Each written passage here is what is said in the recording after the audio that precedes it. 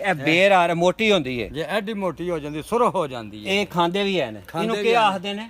ਇਹਨੂੰ ਪੀਪਾ ਕਹਿੰਦੇ ਨੇ। ਪੀਪਾ ਕਹਿੰਦੇ ਨੇ। ਅੱਛਾ, ਇਹਦਾ ਕੋਈ ਹੋਰ ਵੀ ਇਸਤੇਮਾਲ ਹੈ? ਫਾਇਦਾ ਹੈ? ਫਾਇਦਾ ਇਹਦਾ ਹੈ, ਇਹ ਜੋੜਾਂ ਦੇ ਦਰਦਾਂ ਤੇ ਜੋੜਾਂ ਦੇ ਦਰਦਾਂ ਕਰਦੀ ਹੈ ਬੜਾ ਜ਼ਬਰਦਸਤ। ਅੱਛਾ ਅੱਛਾ, ਇਹ ਜਿਹੜਾ ਇਹਦੀਆਂ ਜੜਾਂ ਨੇ, ਇਹ ਜੜਾਂ ਨੇ, ਜੜਾਂ ਦਾ ਜੀ ਟੁੱਕ ਕੇ ਹਾਂ ਠੀਕ ਹੈ।